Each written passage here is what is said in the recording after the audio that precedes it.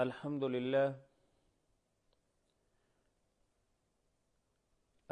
لله رب العالمين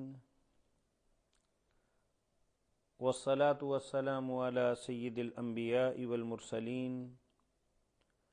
وعلى آله وأصحابه ومن تبعهم بإحسان إلى يوم الدين. أعوذ بالله من الشيطان الرجيم. بسم اللہ الرحمن الرحیم. چوتھا پارہ سورہ آل عمران اور آیت نمبر 137. قد خلت من قبلکم سنن فسیروا فی الارض فانظروا کیف کان عاقبۃ المکذبین. هذا بیان للناس وہدی وموعظۃ للمتقین. ولا تهنوا ولا تحزنوا وأنتم الأعلون إن كنتم مؤمنين. إن يمسسكم قرح فقد مس القوم قرح مثله وتلك الأيام نداولها بين الناس وليعلم الله الذين آمنوا ويتخذ منكم شهداء والله لا يحب الظالمين. وليمحص الله الذين آمنوا ويمحق الكافرين. ام حسبتم ان تدخلوا الجنة ولما يعلم الله الذين جاهدوا منكم ويعلم الصابرين.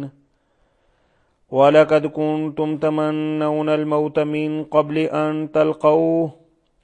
فقد رأيتموه وانتم تنظرون. صدق اللہ العظیم. معزز خواتین و حضرات، سورہ آل عمران کی چند آیات مبارکہ اور ان آیات مبارکہ کے اندر اللہ وحدہ لا شریک ضمناً ایک بات جو رکوع کی ابتدا کے اندر شروع ہوئی تھی کہ اللہ وحدہ لا شریک نے فرمایا کہ مالیاتی معاملات کے اندر تجارت ایک الگ چیز ہے، اس کے اندر نفع بھی ہے اور نقصان بھی ہے، اور منافع کے اندر اتار چڑھاؤ بھی ہوتا ہے. جبکہ سودی کاروبار جس میں ہر لمحہ ہر وقت ایک فریق اپنے بے پناہ فائدے کا انتظار بھی کرتا ہے اور اسی کے متعلق سوچتا ہے بھی ہے، اور اس میں براہ راست نہ نفع کے اندر کوئی کمی بیشی ہے اور نہ بظاہر نقصان کا کوئی احتمال ہے. اور پھر سود لینے والا نہ جانے کن مجبوریوں اور پریشانیوں اور دقتوں اور تکلیفوں اور اپنی جائز ضروریات کے لیے یہ کام کرتا ہے اور وقت مقررہ پر وہ رقم ادا نہیں کر سکتا. اور پھر کیا ہوتا ہے کہ اصل زر، پھر اس میں سود، اور پھر سود اور اصل زر مل کے پھر ایک الگ رقم بن گئی، پھر اس پر سود، اور 2-4 برس کے بعد یہ رقم دگنی چوگنی ہو جاتی ہے. اور ایسا بھی ہوتا ہے کہ ایک آدمی ساری زندگی اصل زر کا سود ادا کرتے کرتے اللہ کو پیارا ہو جاتا ہے، اور جب کہ سود اصل زر سے بھی زائد ادا کرنے کے باوجود اس کی اصل رقم وہاں کھڑی ہوتی ہے. اور چونکہ اس معاملے سے انسانی معاشروں کے اندر، اور خاص طور پہ اللہ تو یہ چاہتے ہیں کہ انسانی معاشرہ بالکل سگے بہن بھائیوں کی طرح ہو، ماں جائوں کی طرح ہو، ایک قبیلے اور برادری کی طرح ہو، ان کی چاہتیں، ان کی رغبتیں، ان کے معمولات اور ان کے معاملات، ان کے تعلقات، ان کی سوچیں اور آپس کے اندر تعلقات جو ہیں وہ بہت ہی اچھے اور خوبصورت طریقے سے اور ایک خاندان کی طرح جڑے ہونے چاہیے. ایک انسان کی تکلیف اگر دوسرا مسلمان اس کی تکلیف کو محسوس نہیں کرتا تو اسے اپنے ایمان کو ٹٹولنا چاہیے، دیکھنا چاہیے، سوچنا چاہیے اور اللہ سے استغفار کرنا چاہیے. کیونکہ نبی کریم صلی اللہ علیہ وسلم کا فرمان گرامی کہ مسلمان تو کنگھی کے دانوں کی طرح ایک خاندان کی طرح ہیں، ایک کنبے اور قبیلے کی طرح ہیں، سب ایک ہیں. اور انسان جب ایک مسلم معاشرے کے اندر رہتا ہے، اور قرآن کریم نے کتنی خوبصورت الفاظ کے اندر اس کی تشریح اور وضاحت فرمائی ہے کہ انما المؤمنون اخوہ، اخوان کی بات نہیں کی کہ باپ دو ہو سکتے ہیں، مائیں دو ہو سکتی، چچا تایا کا بیٹا ہو سکتا، لیکن اللہ نے اخوہ کا لفظ استعمال کیا کہ جیسے ایک ماں کے پیٹ سے نکلے ہوئے بہن بھائی آپس کے اندر ان کی اسٹریٹجی ایک، ان کا سوچنے کا، سمجھنے کا، دیکھنے کا، محسوس کرنے کا اور دکھ تکلیف میں اکٹھے ہونے کا احساس ایک ہوتا ہے. اسی طریقے سے ایک مسلم معاشرہ جو ہے اللہ چاہتے ہیں کہ یکجان ہو، متحد ہو، کہ ایک آدمی کو اللہ وحدہ لا شریک نے اگر دنیاوی اعتبار سے چند نعمتوں سے بہرہور کیا ہے تو الحمدللہ اس کا تقاضا یہ ہے کہ اس کے بہن بھائی، اس کے عزیز و اقارب، وہ لوگ جن کو اللہ تعالیٰ وحدہ لا شریک نے مال نہ دے کر آزمایا ہے، وہ ان پر دست شفقت رکھے، ان کی ضروریات کا خیال رکھے، ان کی جائز حاجت روی کو اپنی ذمہ داری خیال کرے. تو اللہ نے فرمایا کہ دیکھو سود نہیں کھانا، یہ غلط کام نہیں کرنے، آپس کے اندر معاشرے کو اکٹھا رکھنا ہے. تمہارے اس رویے سے، تمہارے اس معاملے سے اور تمہارے اس کاروبار سے پھر کوئی محبت کی بو تو نہیں آئے گی، یگانگت کا پودا تو نہیں پھوٹے گا، یکجائی کی بات تو نہیں ہوگی، پیار اور محبت کے سوتے جس کو اللہ جگانا چاہتے ہیں وہ تو نہیں جاگیں گے. اس لیے اللہ نے فرما دیا کہ رک جاؤ، باز آ جاؤ. اور پھر اگلی آیات کے اندر کہیں اور جا کے آپ دیکھیں گے کہ اللہ کہتے ہیں یہ تو میرے ساتھ، رسول کے ساتھ براہ راست جنگ کرنے والی بات ہے کہ اگر تم باز نہیں آؤ گے. اور پھر نبی کریم صلی اللہ علیہ وسلم نے سود کی شناعت کے بارے میں کہ کس قدر نفرت انگیز عمل ہے فرمایا کہ اس کے بے شمار درجات ہیں، اور ادنا ترین درجہ یہ ہے کہ انسان اپنی سگی ماں کے ساتھ بدکاری کرے. تو اللہ وحدہ لا شریک نے اس پہ تو قدغن لگا دی، لیکن بات پہلے بھی جنگ احد کے حوالے سے چل رہی تھی، اور یہاں بھی اللہ وحدہ لا شریک اسی بات کو آگے چلانا چاہتے ہیں. درمیان میں کچھ احکامات آ گئے اور اس کے بعد پھر اسی واقعے کی طرف، اسی معاملے کی طرف اور اسی جنگی کیفیت کی طرف اللہ وحدہ لا شریک لے جانا چاہتے ہیں. یہ تو درمیان میں ایک بات آ گئی کہ جہاد، وہ کیا کرے گا کہ جو سود کھاتا ہے؟ وہ اللہ کے راستے میں کب دولت خرچ کرے گا کہ جس کا ذریعہ معاش ہی سودی کاروبار ہو؟ کیونکہ سود اور جہاد اور قتال اور اللہ کے راستے کے اندر جانوں کا نذرانہ پیش کرنا، مالوں کا نذرانہ پیش کرنا اور دامے درمے قدمے سخنے اللہ کی رضامندی کے لیے اپنے آپ کو پیش کرنا، یہ سودی کاروبار والا کبھی پیش نہیں کر سکتا. اور پھر اللہ وحدہ لا شریک جنگ کی طرف آ گئے کہ دیکھو تم ذرا ماضی کی طرف نظر دوڑاؤ. یہ قرآن کا ایک خاص انداز ہے، خاص اسلوب ہے. اسلام انسان کی توجہ دلانے کے لیے اللہ وحدہ لا شریک یہ فرمانے قد خلت، ذرا اپنی گردن گھماؤ، آنکھیں بند کر کے ذرا ماضی کے بارے میں سوچو کہ کیا نہیں ہوا. اور کل ہی کی بات ہے کہ 1 برس پہلے، یعنی 13 مہینے پہلے بدر کے میدان کے اندر کیا کچھ نہیں ہوا تھا. وہ 1000 کا لشکر جرار اور 313، اور ان کے پاس انگنت گھوڑے، اور تمہارے پاس اسلحہ اور ساز و سامان کی بھی قلت، اور مجاہدین اسلام کی مٹھی بھر لشکر، اور اللہ وحدہ لا شریک کے حکم مبارک کے ساتھ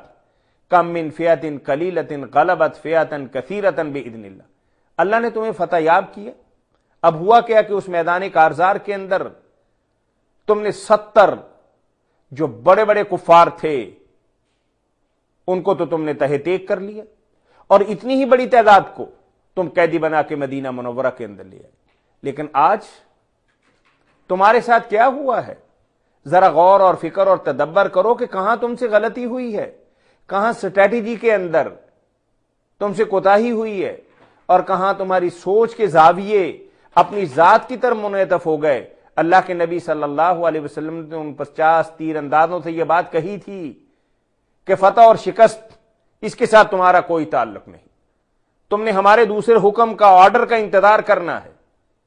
تم نے اپنی جگہ پہ ڈٹے رہنا ہے. اور تم نے کیا کیا کہ جب دیکھا کہ مسلمانوں کو پہلے مرحلے کے اندر فتح ہو گئی اور مسلمان مال غنیمت اکٹھا کر رہے ہیں، تو تم نے اپنے قائد عبداللہ بن جبیر کے کہنے کے باوجود اپنی جگہ کو چھوڑ دیا، اس کے منع کرنے کے باوجود تم غنیمتوں کے اکٹھا کرنے کے اندر لگ گئے۔ اور پھر کیا ہوا کہ دشمن تو اسی انتظار میں ہوتا کہ کب کوئی خلا دیکھے، کب کوئی موقع دیکھے، اور کب تمہاری کوئی کمزوری اس کے ہاتھ چڑھ جائے۔ اور پھر دیکھو کہ تمہارے ساتھ کیا ہوا کہ دشمن پرلی طرف سے آ گیا۔ اللہ کے نبی صلی اللہ علیہ وسلم سپہ سالار اعظم، جنگی حکمت عملی کو جاننے والے، براہ راست اللہ کی وحی سے کام کرنے والے، انہوں نے تو آپ کو برملا یہ کہہ دیا تھا کہ آپ لوگوں نے اس درے کو نہیں چھوڑنا، اس جگہ پہ جمے رہنا اور ڈٹے رہنا، اور یہی اس جنگ کا تقاضا ہے۔ اب 50 تیر انداز 700 کی فوج میں سے ایک معتد بھی ہی حصہ وہاں کھڑا کر دیا، لیکن تم نے اللہ کے نبی صلی اللہ علیہ وسلم کی بات کو بہت زیادہ اہمیت نہیں دی، تم وہاں سے پھسل گئے۔ نتیجہ کیا نکلا کہ دشمن نے پچھلی طرف سے وار کیا، اور وار بھی اتنا اچانک اور اتنا بھرپور تھا کہ ان گنت صحابہ کرام، 70 کے لگ بھگ صحابہ کرام شہید ہو گئے۔ اور پھر اور کیا ہوا کہ اللہ کے نبی صلی اللہ علیہ وسلم کے دندان مبارک اس جنگ کے اندر شہید ہو گئے، اور اللہ کے نبی صلی اللہ علیہ وسلم کے چہرہ اقدس کے اندر خود کی کڑیاں جو ہیں وہ لگ گئیں، اور اللہ کے نبی صلی اللہ علیہ وسلم کے بارے میں یہ بات مشہور کر دی گئی کہ نعوذ باللہ نبی کریم صلی اللہ علیہ وسلم اس جہان فانی کو چھوڑ کر چلے گئے۔ یہ تھوڑی مشکل اور پریشانی نہیں تھی، یہ انتہائی تکلیف دہ اور اذیت ناک مرحلہ تھا۔ تو اللہ کہتے ہیں کہ تم نے کیا سمجھ لیا تھا کہ تم اللہ کو ماننے والے ہیں اور ہر میدان کے اندر تمہیں فتح یابی ہوگی؟ اللہ پر ایمان لانے کا معنی یہ نہیں ہے کہ دنیاوی اعتبار سے ہر قدم پر کامرانی تمہارے قدم چومے گی کہ تم اللہ کو ماننے والے ہو۔ اللہ تو اپنے ماننے والوں کو آزماتا ہے۔ ام حسبتم ان تقولوا لا الہ الا اللہ وانتم لا، قرآن کریم یہ بات کہتا ہے کہ کیا تم یہ چاہتے ہو کہ تم ایمان لے آؤ، تمہارے اس دعوے کی بنیاد پر اللہ تعالیٰ زمین و آسمان کے خزانوں کا اور رحمتوں کا، برکتوں کا، سعادتوں کا منہ کھول دیں؟ ابھی تو تمہاری آزمائش ہونی۔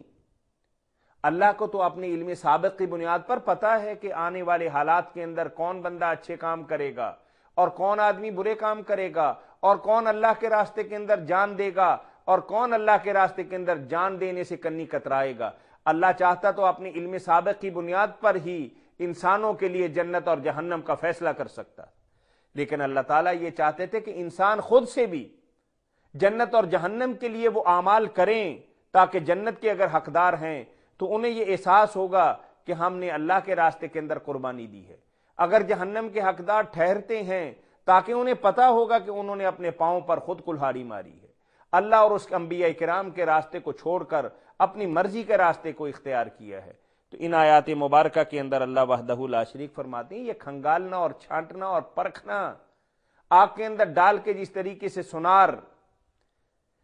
لوہے سونے کے ساتھ لگی ہوئی مٹی اور لوٹ سوٹ کو صاف کرتے ہیں، پاک کرتے ہیں، نکھارتے ہیں، سدھارتے ہیں اور پھر اس کو خالص کرتے ہیں، اسی طریقے سے اللہ وحدہ لا شریک یہ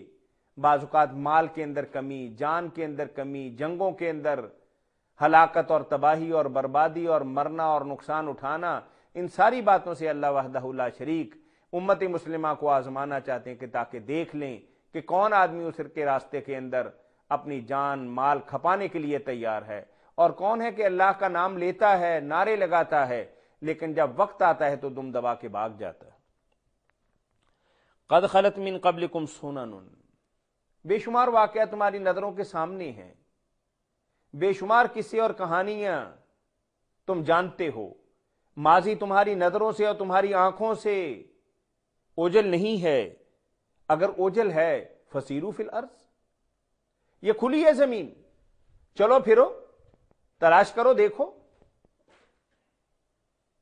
دنیا کے اندر مختلف مناظر اور دنیا کے اندر جنگوں کی مختلف جگہیں،